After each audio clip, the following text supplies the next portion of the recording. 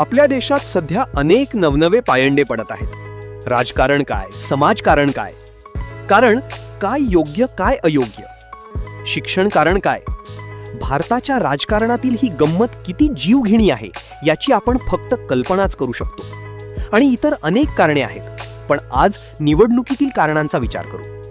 त्यापैकी पुद्दुचेरी, केरळम आणि आसाम या 3 राज्यात फारसे काहीच प्रश्न नाहीत, आणि जे प्रश्न आहेत त्याची उत्तरे भारतीय जनता पक्षाजवळ आहेतच.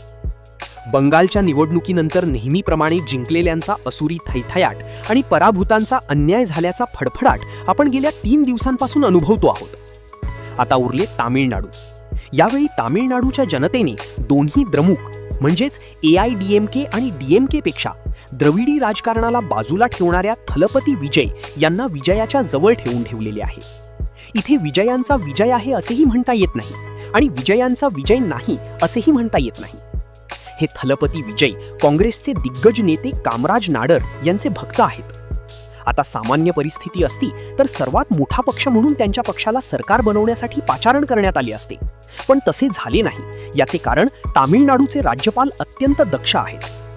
काँग्रेसचा पाठिंबा मिळाल्यावरही थलपती विजय यांना आणखी 6 आमदारांच्या पाठिंब्याची गरज आहे.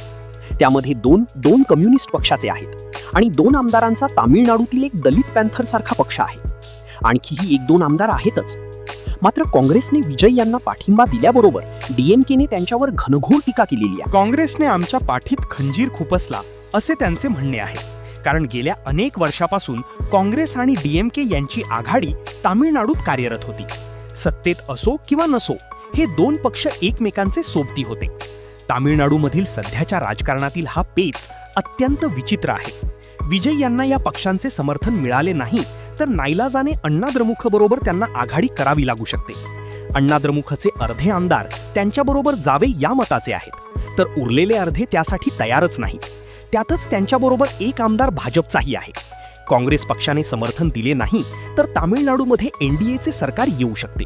बहुधा हा युक्तिवाद राहुल गांधी यांनी DMKच्या नेत्यांना पटवून दिला असावा आणि आपला जुना सहकारी असलेल्या DMKला सर्व परिस्थिती समजावून काँग्रेसने आपले 5 आणि इतर 6 आमदार थलपती विजय यांच्या पाठीशी उभे केले असावेत.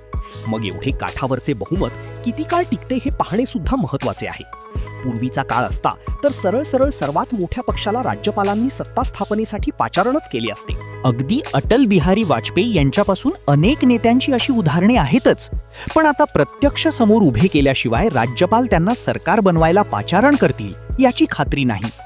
त्यामुळे त्यांचा उद्या होणारा शपथविधी पुढे ढकलला जाऊ शकतो. सध्या राज्यपालांना अनेक अधिकार मिळालेले आहेत, त्यामुळे तामिळनाडूत असा तिढा निर्माण झालेला आहे. 1967 पासून द्रमुकांच्याच हातात सत्ता होती. द्रमुक सोबत काँग्रेस होतीच, पण त्यांनी म्हणजे DMKने काँग्रेसला कधीच मंत्रिपद दिले नव्हते. आता 5 आमदारांपैकी 2घांना कॅबिनेट मंत्रिपद देण्यात येणार आहे. याचाच अर्थ 59 वर्षानंतर काँग्रेसच्या गाडीला तामिळनाडूमध्ये लाल दिवा लागणार आहे. थलापती विजय यांना रोखण्यासाठी DMK आणि अण्णा DMK एकत्र येतील हे अजिबात शक्य नाही. त्यामुळे आता तामिळनाडूतील हा तिढा दोन्ही DMK पक्षांना वगळून इतर सर्व पक्षांनी एकत्र आल्यावर सुटणार आहे.